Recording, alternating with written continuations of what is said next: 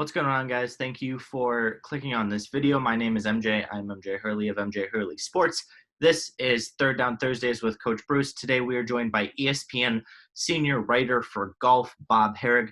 We talked a lot with Bob about the match, Capital One's the match with Tiger Woods, Phil Mickelson, Peyton Manning, and Tom Brady that we had on Sunday. Bruce and I also talked about The Last Dance, why we love Adam Silver, the commissioner of the NBA, so much, and we wrapped up the live show that we had Thursday with a discussion about Major League Baseball and all of the things going on there right now. So without further ado, I hope you guys enjoyed this episode. Come back next Thursday, 5 p.m. Central Time for more, and I'll talk to y'all later. Perfect. Third Down Thursdays. We're actually functioning this time, I think. Yeah, we shall see. Back. I'm glad you're able to finally fix what ailed you. I will give my mother the credit for that because apparently I don't know how to fix my own internet. So shout out, Melanie. Yes. She did a fantastic job. Appreciate it.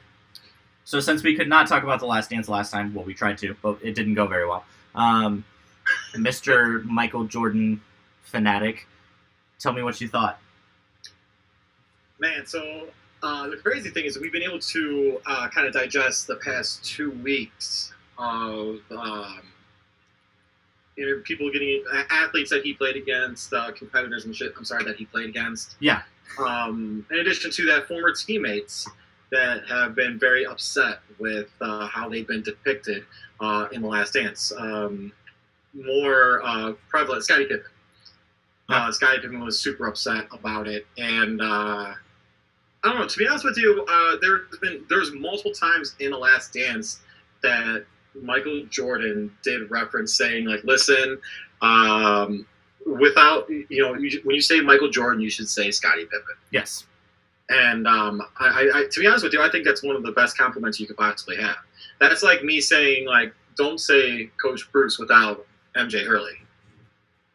What's that? Exactly. It's 100% true. Like, yeah. And by all means, I'm not calling myself Michael Jordan. Right. No. I'm the one whose initials are MJ here. I was going to say, yeah, that's true. You are MJ. Yes. You are MJ. Yes.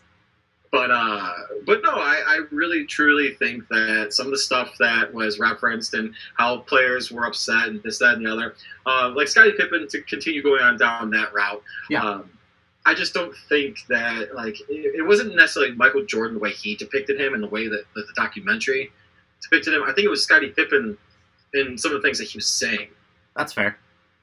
For instance, how he said he wouldn't change anything differently from the time when I think Phil Jackson chose Tony Kukoc to shoot the last shot instead and he left the game. Scottie Pippen. Yeah. He wanted to use Pippen as a decoy, and then Pippen's like, so Pippen's like, I'm not going back onto the floor. Yeah. And obviously, those aren't his exact words, but I think you kind of wrote your own ending there with how you said what you said. Because that doesn't. That's really it. And then, like, in a Horace Grant saying, like, calling Michael Jordan a snitch, dude, you were doing it the whole time in the '90s when you were talking to. His name escapes me. The writer for that wrote the Jordan Rules book. Oh yeah, I know who you're talking about. I can't recall his name, but anyway, he went to him and telling him things that were going on in the locker room. As a player, I mean, you play sports. You don't do that. I play sport. Yeah, you don't do that. You just don't divulge that information. Well, no, I did not play professional in anywhere close. Like, but in the same respects, like, dude, shut the hell up. Yeah. You don't share what goes on in a locker room. Yeah, I mean, even if we just want to, like, go back to our days, there are plenty of people that I could have gotten in trouble at Wheeling throughout my time there. Oh, you're dropping the high school reference. That's great. There are plenty of people that I could have gotten in trouble. But you don't, like, those are your teammates. You don't do that. That's not my place. You don't mess with their personal lives. I have a hilarious story that I could actually share. It's fairly inappropriate. It's fairly inappropriate. However, I will edit censor yourself out of it. So, for instance, like, there are things that go on in the locker room when I was playing football that were a little bit messed up. So I had a very close friend of mine who I am still friends with to this day. Yeah. Just walking around, like, doing, like, stupid stuff and, like, saying inappropriate things, taking towels, like slapping people, and this, that, and the other. Like, I'm telling you, people have no clue the things. I'm not going to completely divulge the information that was done, but I will definitely tell you that there are things said, there's actions done, or whatever, that there is a certain level that you don't want to hit. Obviously, as an athlete, you don't go up there, you don't cross boundaries you shouldn't cross. However, there are things said, and like there's trust that is in there amongst teammates that you don't want to get rid of. You don't want to destroy. You don't want to get rid of that trust. And part of it is the reason why I stopped myself from actually telling the full story. Exactly. And that's why I'm not going to say all of the things that could get people in trouble for it. Like, even years down the line, there are just things you don't talk about, especially in public, in a place where the information could be spread. It's very different. Like, if you were to tell that story to a very close friend of yours, like, they're not, like a family member or something, they're not going to divulge the information. 100%. Like, you just talking to them, there's a very big difference between that and talking to a media member, because then it kind of breaks the trust on the court.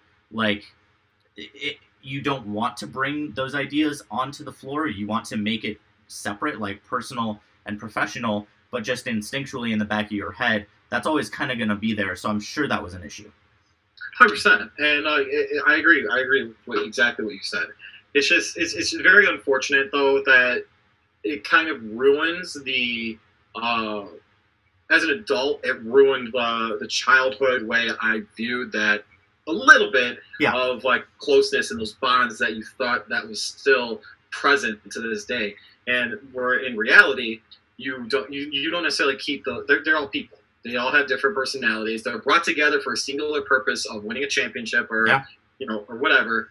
And as a child, you look at it and you're like, oh man, they're all best friends and they all get along. And it's just not the case. And I think that came to the forefront during the documentary.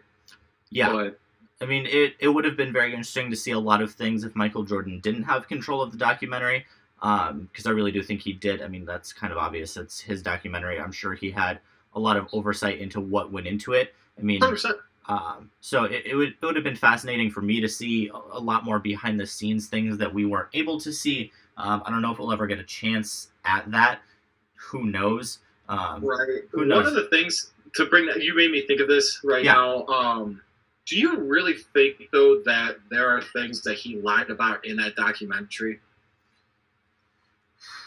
Not outright lies, no, but I would not be surprised if there were specific events or specific points of view that he did not want brought up, or specific people that he didn't want interviewed.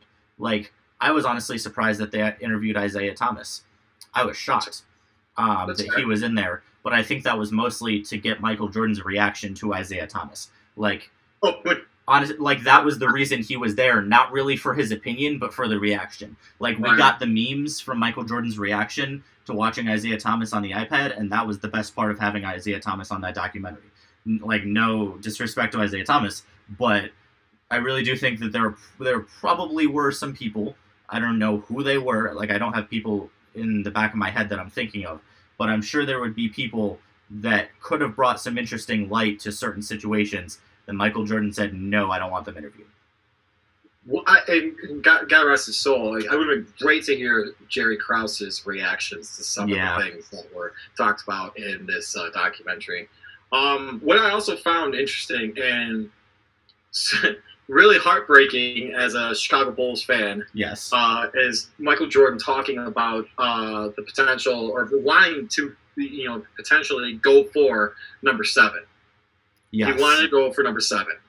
And when I heard that, it was, like I said, it was super heartbreaking. And the first thing I thought of as soon as I saw that was, I freaking knew it. I knew it. Well, of course he would want to. I'm sorry? Of course he would want to go for 7. It's Michael Jordan. Like, of course he would want to go for a 7th.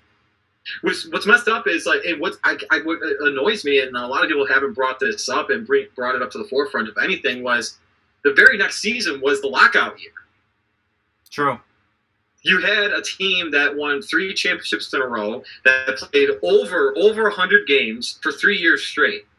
And obviously they were all older in their professional careers. So what's the best thing for older athletes? MJ? Shorter season. Shorter season. Rest. Yep. It was there. It was. It would have been really, really interesting to see Michael Jordan, Scottie Pippen, Dennis Rodman, Tony Kukoc, all those guys on a shortened season, rested for the first time since for Jordan for the first time since the first retirement. Yeah. And then it just shortened season, and you had the New York Knicks representing the. If I remember correctly, it was the New York Knicks versus the San Antonio Spurs in that championship window, or that championship year. Yeah. I'm telling you, man, it would have been tough getting past that Spurs team. Yeah. You had David Robinson, Tim Duncan, Sean Elliott, if I remember that was his name. Some good basketball players on that team. And man, dude, damn. I know. Awesome to see. It'd been great. For me, just as a fan, but also as an athlete, like, I would want to keep the team together until we don't win. Like, I could totally understand you win those 6 championships if the next season, even during that lockout season, they don't win that year. Fine, break it up. But the fact that before that last season even concluded, they didn't even know if they were going to win. They're like, no matter what, this is it. Like, that's what angered me the most, just from wanting to watch and wanting to experience that. Like, keep it going. No, and he even voiced that thought process during the post game interviews. Yeah. With the media. He even said it. He's like, I want that opportunity to keep going for as long as you possibly can, not just to end it. Yeah. Not just to get rid of it. And obviously and they were all playing on 1-year contracts anyway at that time. Right. So it wouldn't have been that hard. That's what they did normally. So I really don't think. As much as it, and Jordan alluded to this too in episode 10, I don't think that money would have played as much a factor in the decision for Scottie Pippen to have come back, because he would have found that money eventually. He ended up getting back surgery, from what I remember. He got back surgery that following season, and like I said, it was a shortened season, and he would have been able to come back, but you would have had hopefully 1 year of him back on the Bulls, win or lose, and then 1-year contract, then you go get that money. That's what he ended up doing with the Rockets when the Rockets signed him. Yeah. And I'm sorry, like, he was not the player that he was. And that was also age, and that was also the back surgery. Definitely. So, moving on a little bit from Last Dance, something we mentioned earlier that I love talking about is how amazing Adam Silver is. Now, Bruce, if you want to start, why did you? Because I know why I love Adam Silver. Anybody who's listened or read anything from me talking about Adam Silver knows my thoughts. So why did you come up with this? So one of the things that, like, I even shared with you when we did our pre-show conversation was I enjoy listening to the rapport that he has with all of his players. Yes. With all the players in the NBA. I can't recall what the outlet was or who it was, but his information was shared with other NBA players, and they reached out to him saying, with a text message or Snapchat, and they were like, "Hey, what's up, Adam? How you doing, man? Blah blah blah." And I don't think you're gonna get that with any other commissioner in any professional sports. I don't see Roger Goodell doing that. No, definitely not. I just think that a lot of the other commissioners are kind of like these ivory tower, high end, like, you can't touch me, like this, that, and the other type. Whereas I think Adam Silver is very much a part of the fabric of the NBA, and he knows his players. He's able to have conversations with them, and it's just a nice change to the thought process of what a commissioner is.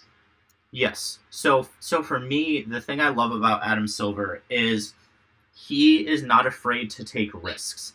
And we were talking about this before the show with the NFL, how they just won't take risks. And whether that's their rules board or whether that's owners or even Roger Goodell, they don't really take a lot of risks. And what I mean by that is, like, the NBA has started the 2K League, which is fantastic.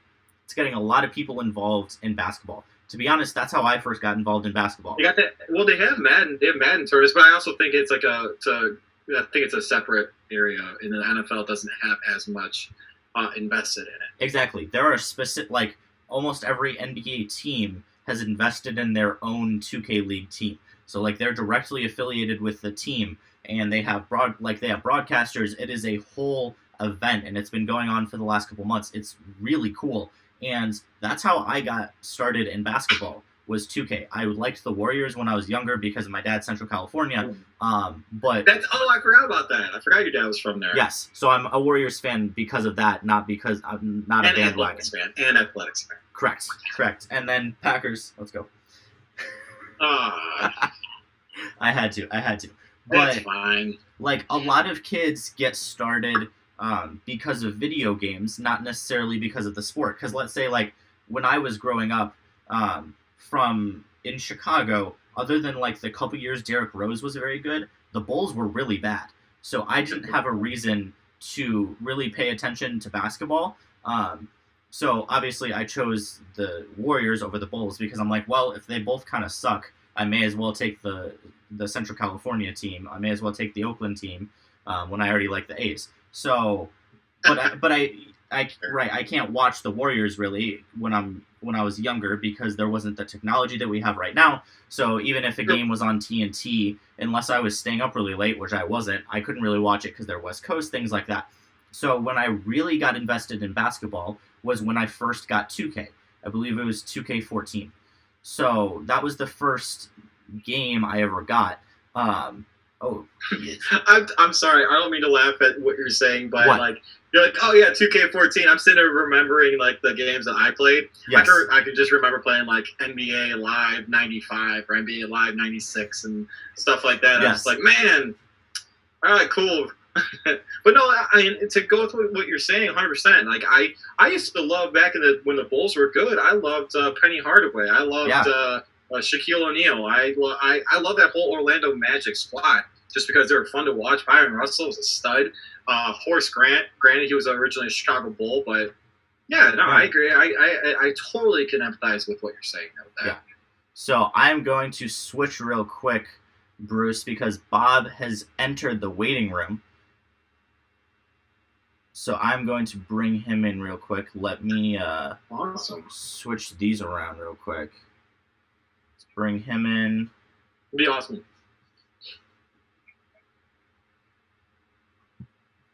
Can you hear us, Bob? Hey, can you hear me? Yes, we can. Hear you. Well, I'm going to put a headset in. Perfect. You take your time. How are you guys? I'm doing fantastic. How are you? Not bad, thank you. Hanging in there. That's all we can do right now, right? Exactly. Perfect. So, how's that? Is that better? Yes, sounds good. Yeah. Okay, cool. So, what time are we going? At 25 after? We're ready to roll right now. Oh, so we're taping. Yes, we are. Oh, perfect. That's fine. Okay. Yeah. Great. Okay. We're good. Sounds good. Yes. So, Bob, if you just first off want to introduce yourself to everybody, for anybody who doesn't know who you are and what you do, if you could just introduce yourself. Well, I would say that's probably most. Don't know who I am, what I do. Yeah. I cover golf for ESPN.com. Senior writer is my title. There's no such thing as a junior writer, so I don't know why it's a senior writer. I've been doing this for a while. I used to work at a newspaper in Florida. I live in Florida. I used to work at the St. Petersburg Times, and I just transitioned over to ESPN about 12 years ago. So, been fortunate enough to get to a lot of big golf tournaments over the years. So the question now is, how is your golf game? True. Well, my golf game's never been very good, but I'll be honest with you, living down here and being home for 3 months now, I've probably played more golf in the last 3 months than I would play all year. That makes sense. It's crazy, you know. We've had the ability to, we've not had the restrictions that some places have had. They've had.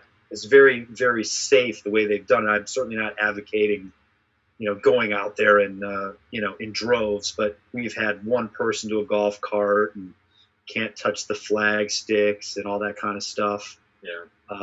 They removed the brakes and the ball washers, and it's been great, and down here we've had great weather. I mean, it's just when you consider all the things that have happened, we've had such a great spring, and obviously the area missed out on all that with the shutdown, but golf has worked, and so I feel fortunate to have been able to do that.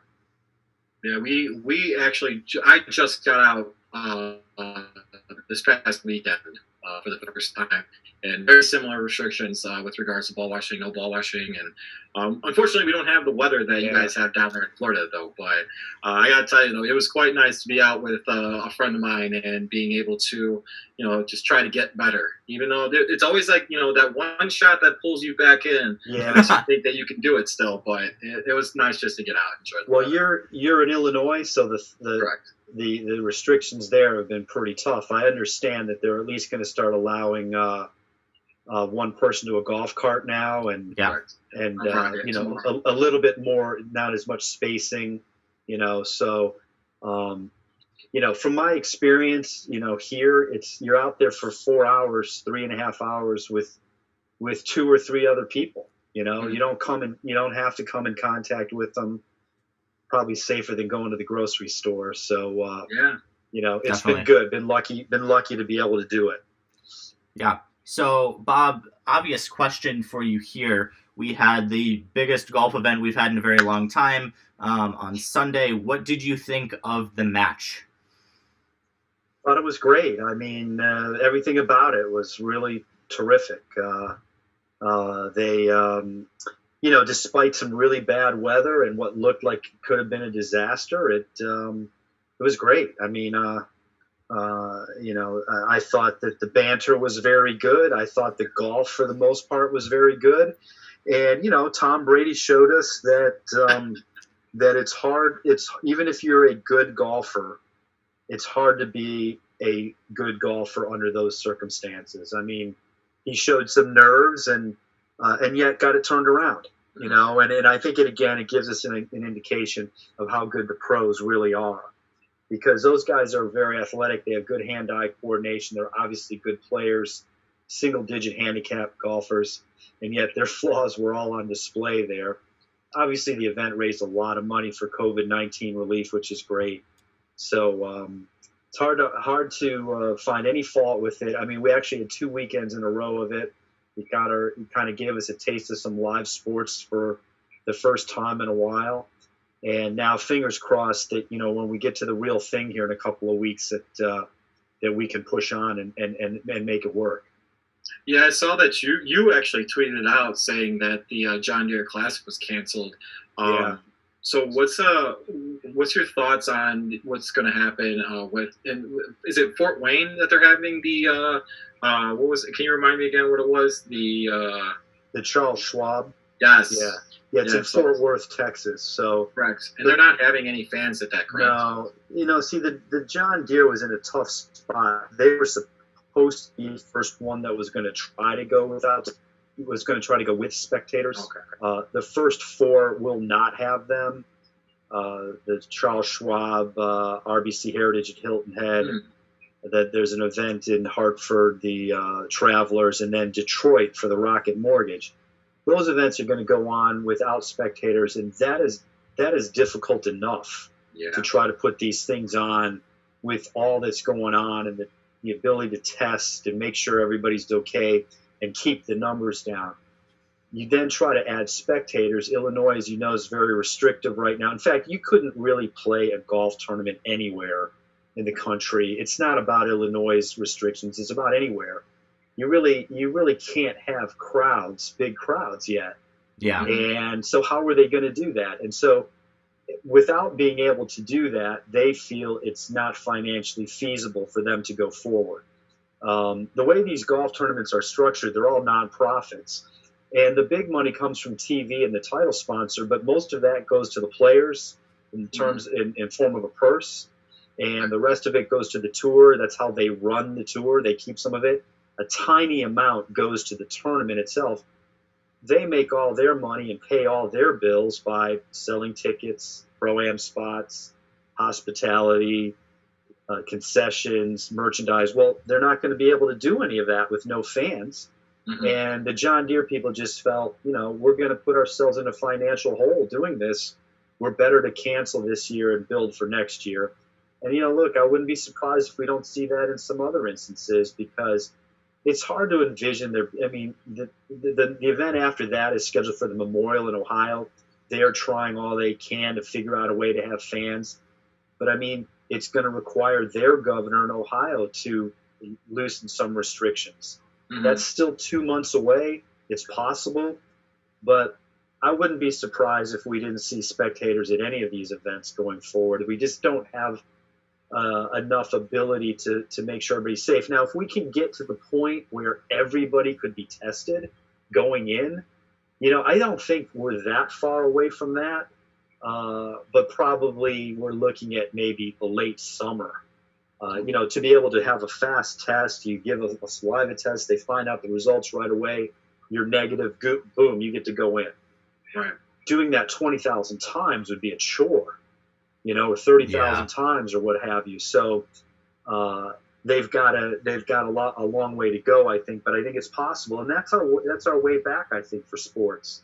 All these other sports aren't going to have spectators in the short term. The NBA and the NHL mm-hmm. and Major League Baseball, you're not hearing them talking about having fans, for a while.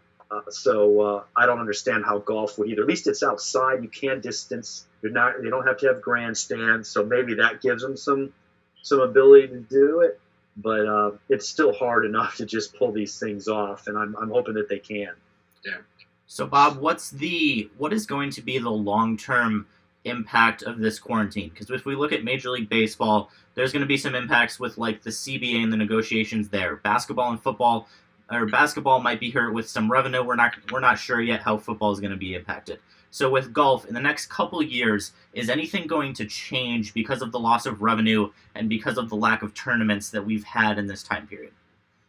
Well, I think there's certainly many possibilities. How many of these companies that spend $7, $8, $10 million a year to sponsor a golf tournament will be able to afford to do that going forward?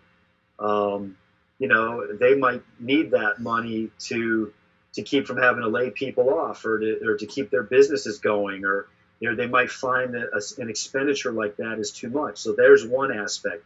So now you've got the tour scrambling to find other sponsors to keep events alive. Their main mandate is to offer playing opportunities.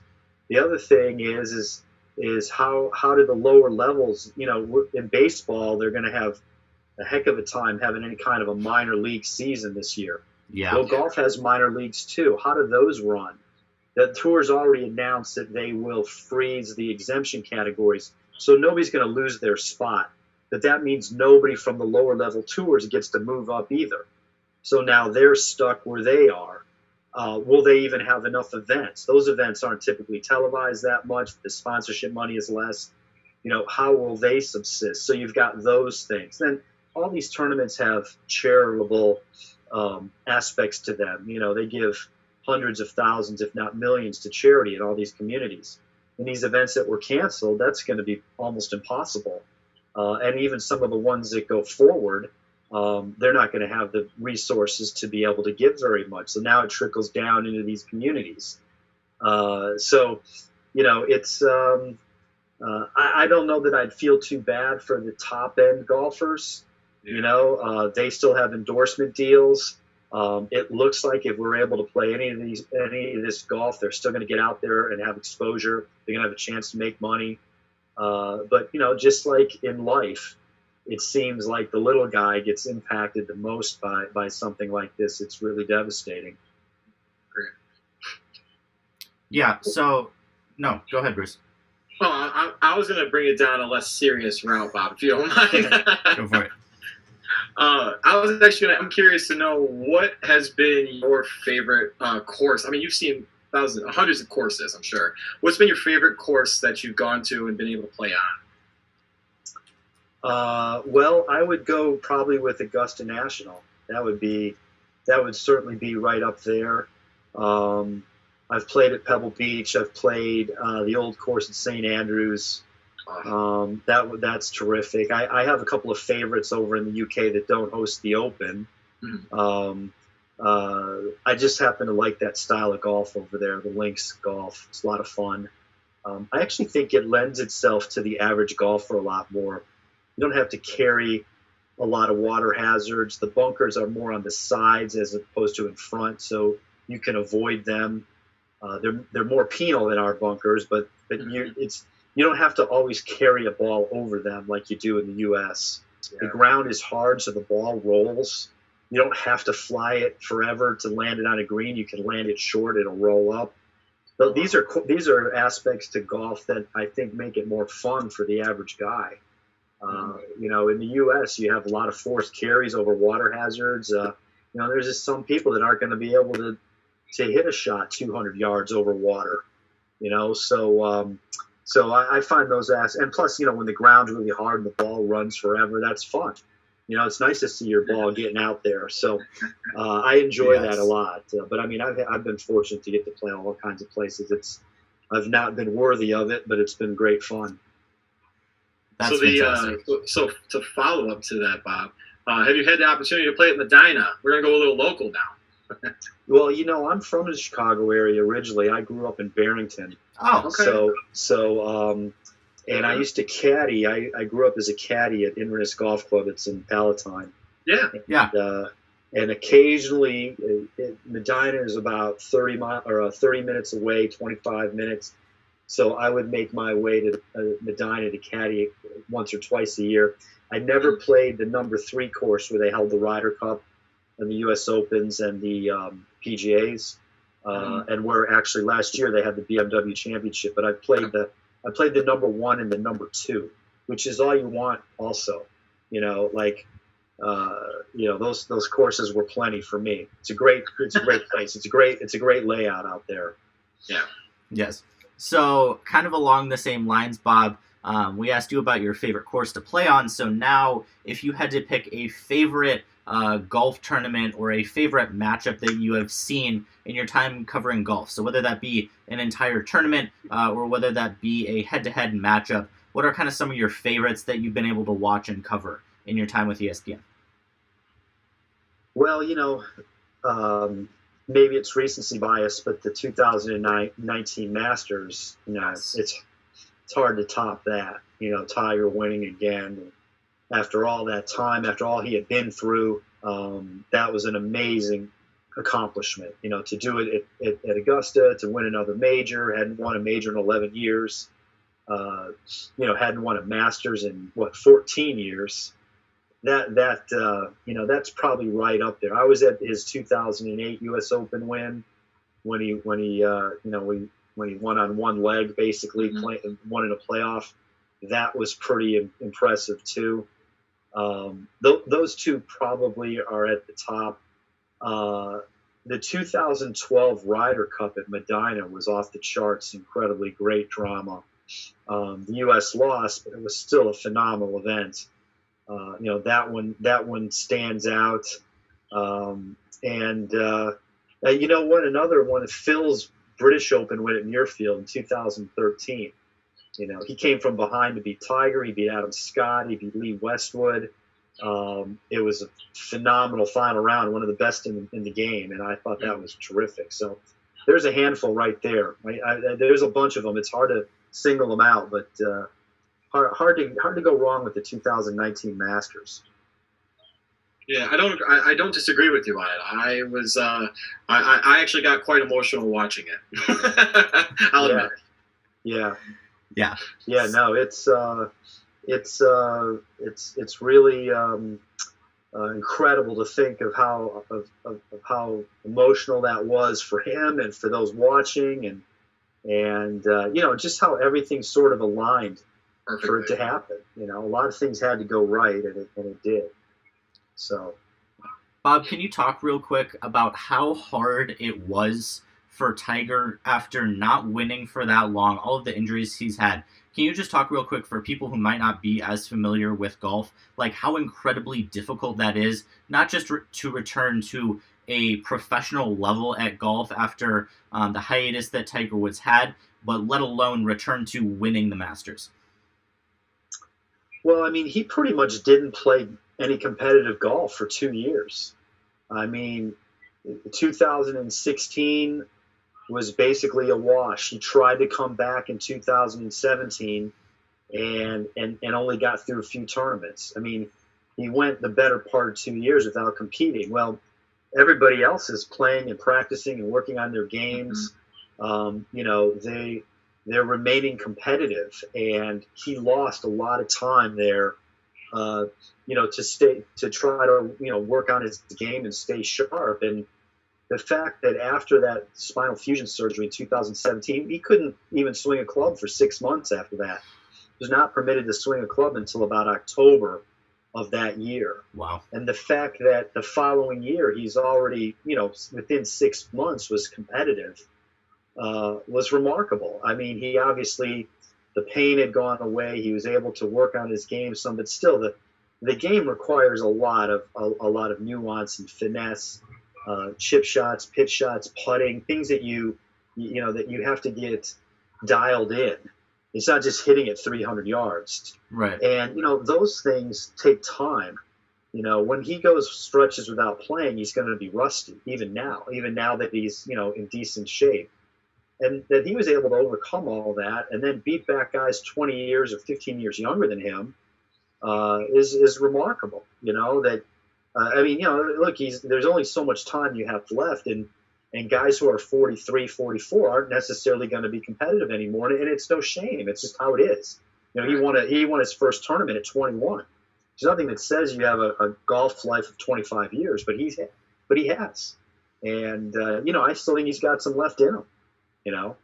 He's got a lot left in him. I mean, as he showed there on Sunday, he looked pretty good, and with some work, with some practice and then getting competitive again, I don't see why he can't, knock off a couple more wins or certainly be competitive and be up there.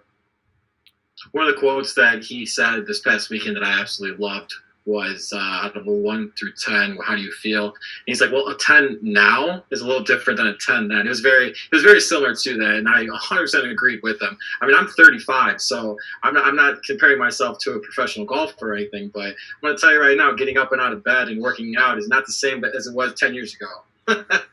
Well, for Tiger, for him, it's worlds different than it would have been 15, 20 years ago, right. And he has to pick his spots. He has to be careful. He has to probably manage the number of balls he hits. He's managing the number of tournaments he plays. I mean, it's becoming apparent that it's not a good idea for him to play in consecutive weeks. Mm-hmm. It just takes too much out of him. It's not just the tournament rounds. It's the prep. It's the practice. It's the pro-am.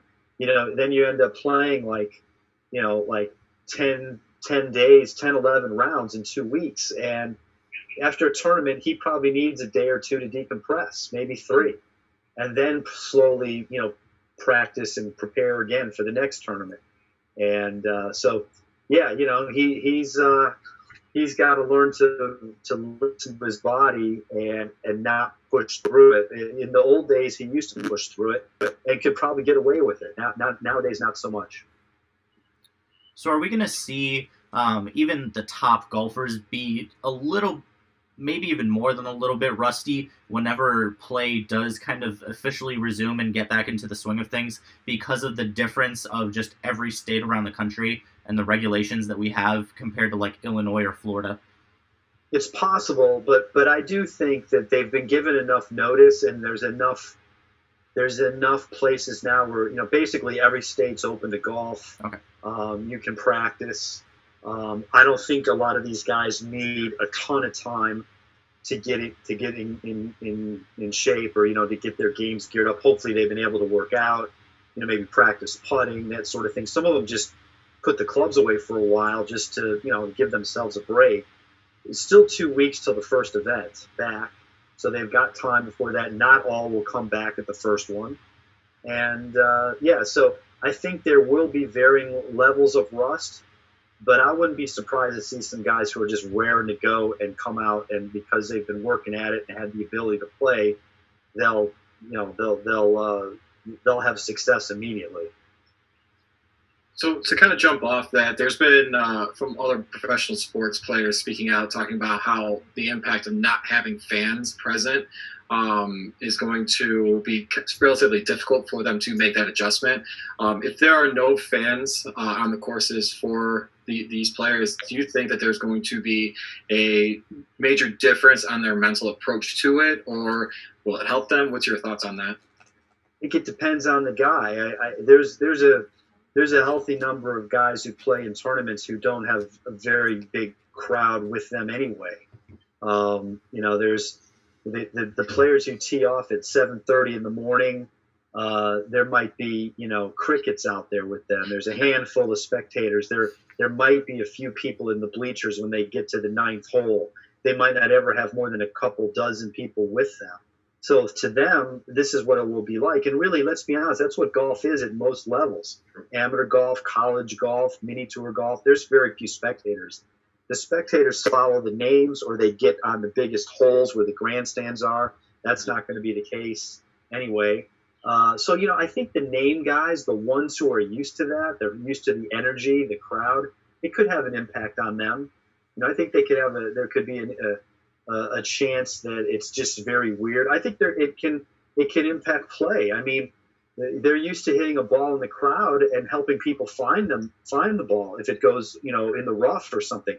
You're not going to have that. You're going to need to have some markers out there helping guys look for balls, and it's in that regard it's going to be odd. Mm-hmm. But I think it's worth doing this and trying. I mean, having it on TV. That the ability to show it, getting these guys back out there, I think it'll be healthy in the long run. Yeah. So, Bob, last question I have for you is UK golf is going to return soon with some European Tour action. Do you think that the European Tour and international golf is going to gain any more popularity than it's had in the last couple of years just because of the overall lack of live sports that we have right now? Well, possibly, although they're not coming back till July. Okay. They do have a TV presence in the U.S., and that's a big reason they're coming back. They want to get on TV and collect that rights money. They've been much more conservative in their approach to the comeback. They're waiting like an extra month beyond the PGA Tour. Their first 6 events are all in the UK, so they can limit travel. Our first 6 are all over the place. Like at least the first 4 of them, you're going to have to fly between them. It's going to be difficult. It would be difficult to drive. Mm-hmm. So in the UK, there's 4 in England and 2 in Wales. They're going to be able to drive to those events easily. Keep it close, in close proximity. That helps. But to your point, I think we're so looking forward to having sports, and even at that point, it doesn't sound like we're going to have like Major League Baseball, the NHL, or even the NBA playing real games yet. Yeah, there's still going to be July is kind of when they're looking at starting up just their training camps. So you're talking kind of late July before these schedules get going, right. And how much of that will even be on TV here? If for a golf fan, those events from the UK will be on in the morning in the US, and then you can watch the PGA Tour event that afternoon. And for those of us who haven't had a live event to watch, I think it's going to be very, very welcome. I think there'll be a lot of people tuning in. Just because, you don't know the outcome. Everything else we've watched has been, highlights of old events, and it gets a little bit old. It definitely does. Bruce, do you have any other questions for Bob before we let him go?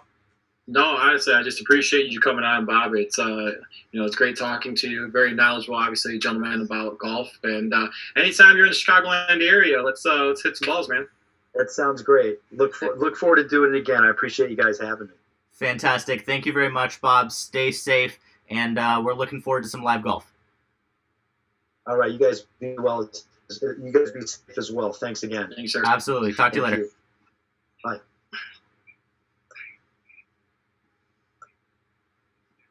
Perfect. Okay, Bruce. Great guy. He's amazing. I'm not gonna lie to you because we were talking to a golf analyst. Like I was sitting there, I wasn't drinking my beverage as often as I usually do because. But no, I honestly I didn't even know he was from the area. I had no idea. I had no idea either. He's like, oh, I'm from Barrington. Oh, okay. Right. Like when he said that, I was like, oh, cool. So he knows everything, all the places around here, all the hot spots, I guess. Yeah, that's impressive. So I found it interesting though, just some of his comments that he was making about just Tiger Woods and the and he's 100% correct on this. The amount of work that has to go into recovery from all the surgery and everything he had to go through. Because we just played this past weekend, and my friend, he was sore. Yeah. Just from like playing, we only played 9 holes, and he was sore. So yeah, it would be ridiculous. I don't even know the level of stress on Tiger Woods' body, and he's what, like mid-40s, something like that. Something like that. Yeah, I mean it's ridiculous, the fact that he can play golf at that high level. And I don't even know, I'm not that much of a golf expert, but he plays way more than 9 holes in a tournament. I am not a golf expert by any means. By the way, Tiger Woods is 44. Oh my word, that's impressive. Because Bob said he won his first tournament at 21 years old. Now 23 years later, he's still playing at a very high level. That's very impressive. Yeah, it is. 100% agree. So we have about 13 minutes left before I have to go attend to other duties, Bruce. So little wrap up with Major League Baseball. Not very happy with the owners. I will just start off with that. I personally have talked to a couple minor league players that are not going to be paid moving forward. They're not going to be paid the $400 a week. Minor leaguers in the A's organization, not very pleased. It's affecting the rookie and A-ball players less because a lot of them are younger and live with their families still. So for those guys, it doesn't affect them as much. But it's specifically like the 23 to 27-year-old guys that are on their own. A lot of them live with other minor league baseball players on their team or in the area. And, I mean, $400 a week to begin with didn't even really cover what they needed to get going right now. So losing that $400 a week, specifically talking about the A's and other teams that probably will have to follow suit with that, not necessarily the best look for the A's in Major League Baseball.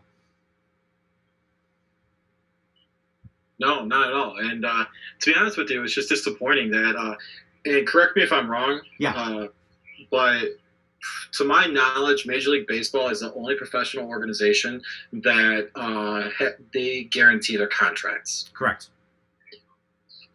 It's disappointing to me that Major League Baseball can't find some kind of resolution to help out these minor leaguers. And not only that, but let's talk about this, like, I'm going to say it, stupid-ass proposal that was sent out.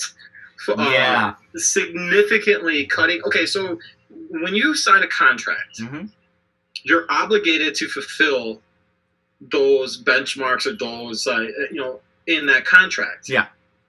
If my employer didn't fulfill their obligations that saying, hey, we're going to give you this, this, and that, guess what I'm going to do? I'm gonna raise the stink. I'm gonna say this is BS. Yep. I'm gonna say, no, we're not doing this. You signed a contract. You're obligated to give me said contract. If I'm going to work for you and provide you a service and bust my ass to make sure that I am successful for your success, then I should be paid accordingly. Not cut. Some players, 80% of their salaries can be cut. Yes. So it's ridiculous. So let's play devil's advocate here a little bit. I'm going to kind of break down the two camps of thought here. I know, I totally went. No, that's okay. So the owner's point is, yes, they have the contract, but that contract, say for Mike Trout, which is like $35 million, or Garrett Cole, which is $35.8 million, right? That's for a 162-game season. For Mike Trout, it's expected he plays as many of those games as possible. Garrett Cole, you're expecting about 30 games, right? So with that, their point is, we're not going to play a 162-game season. Obviously, they're going to play about 82. So that's where the original 50% pay cut came from. Then the idea is because a lot of their revenue comes from fans, it's not at 50%, but it's close to 50% of revenue comes from fans operating the ballpark, concessions, merchandise, things like that, very similar like Bob was talking about with the PGA Tour and things like that. So their idea is if we're losing not actually half our revenue, but pushing half of our revenue for the season, even if we were to resume, they're losing another half of that revenue because they're not playing all of their games and then they're not getting their normal revenue. That's where that proposed cut comes from, right? Then the idea is Major League Baseball last year had so we're moving to the players' camp a thought here. Major League Baseball last year had a record-setting revenue. I don't know the number off the top of my head, but I know the last 2 years, in consecutive years, they made more money than they've ever made before. And with that, they did not. TV contracts are nice, brother. They are. They're fantastic. And I could complain all I want about the A's TV contracts, but overall, Major League Baseball has fantastic TV contracts, and it makes them a lot of money. But the players in those 2 seasons where Major League Baseball was making more money than ever, players' contracts overall went down. So the players' point is we didn't get it when it was going good, when Major League Baseball was making money, so why should we have to suffer even more when you guys aren't making money, right? So then if you look at specifically like the Oakland A's, so if they wanted to pay all of their minor leaguers they have on roster right now through the end of the season, through the end of the normal minor league season, it would cost them maybe $1 million. Maybe. Okay? Their owner, and I get there's a difference between like net worth and actual money that you have, but their owner, John Fisher, is worth $2 billion, dude. And I mean, this might just be me, but I recognize there's a difference between net worth and liquid assets. But if you're worth $2 billion and don't have $1 million in liquid assets for the Oakland A's, I think we have a much bigger problem than COVID-19. Like, if you're worth $2 billion and you don't have $1 million in liquid assets somewhere to pay your minor leaguers, like, you what? So I think that's where a lot of people are getting upset. The A's are the only organization to come out flat out right now and have said we're not paying our minor leaguers for the rest of the year. We're going to lay a bunch of people off. And like, not many people were surprised because the Oakland A's are cheap anyway.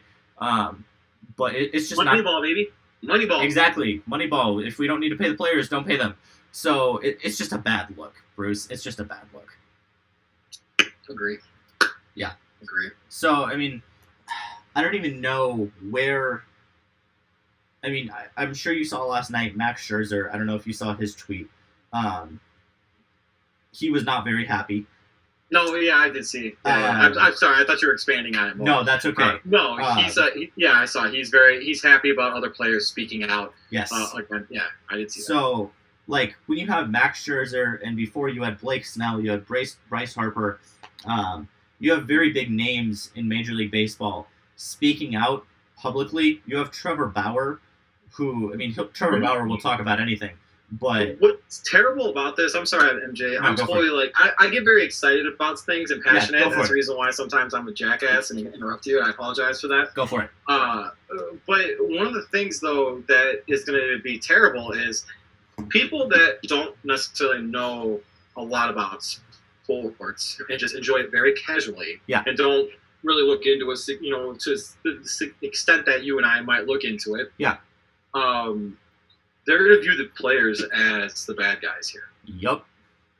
That's the problem. They are. And Major League Baseball is making out their best players to be the worst bad guys. And that's the one thing that I was able to witness at a very young age during the strike year back in 1994, 1995, around that time frame. And we actually had a player from that era speak out again about that. I wish I could remember who it was. I think I want to say Tom Glavine, but I'm not 100% sure, so don't quote me on it. Yeah. but yeah, he was a player representative back then, and he said that if he could approach things differently, I mean, like I said, I don't know specifically if it was him. Yeah. But this player did indicate from back then that he really wished they would approach it differently because it made the players look badly. And he was giving advice to the players now, saying that if you can sign it, sign it, and then wait until that contract is up, the CBA contract is up, and then go after it then. Yeah. And we have a CBA that is done, I believe, after the 2021 season. Correct. So I was talking to a CBS reporter yesterday, and basically what he said is, if we don't have a season this year, that CBA will be very bad. 100%. However, he did say that if we do have a season in whatever form it ends up happening, if they sign a deal for this season, that CBA will actually go better. Because, and here's why. Yes, and here's why. Because he said a lot of the time between CBAs, you have player representatives switch. You very rarely have from CBA to CBA the same player representatives for the union. And because of that, there's a lot of feeling out, like, how do you negotiate? How do we do this? And so this could actually help the next CBA and make it go a lot faster, but that's assuming they get their crap together and actually get it done in a timely fashion. If they don't, then that next CBA in 2021 is going to be terrible. And I would not be shocked if we saw a lockout in 2022 if this does not go well. Right. No, and I don't disagree with you at all. And if you think about it, like, I will tell you right now, in my personal opinion, I think all the players have the leverage in this situation, considering the fact that owners aren't paying as much to the players. Like look at last year, players were saying collusion. There was collusion involved. There was this. I don't know. It could get ugly. It could get ugly. So I'm hoping, selfishly, I am hoping, though, that there will be a resolution so that I can watch baseball and just enjoy a cold brew on a hot summer day. Yes. That's perfect. Yes. I agree. It'll be very fascinating to see what happens. I really don't know what's going to happen. But, yes, hopefully, just for the sake of being able to watch some baseball, they'll get their crap together, but I don't imagine the original timeline was the end of this week, so I don't see that happening at this point. Wow. Yeah, that was the original timeline. That's not gonna happen. So, well, I gotta tell you, man. Like, I don't know what you got on your timer, but I'm saying right now that we might be out of time. Yes, I believe we are out of time. But I want to say it's nice talking to you again, considering the fact that we missed last week. Yes, absolutely. So I'm looking forward to next week and us developing, continually doing great things and providing hilarious entertainment and factual sports knowledge. Factual. Yes, I'm gonna go work on getting us another guest. Fair enough. Hey, like I told you, I'm trying. Yes, you're trying. It's adorable. Trying is key. I don't know if they're gonna listen to technology people from high school. Yes, that's why you need to go to the Big Ten and get a profile picture at the Big Ten Network. That'll make you look more... I should totally use my profile picture from Twitter that when I'm on the set of ABC 7. You should. So I look somewhat... Exactly.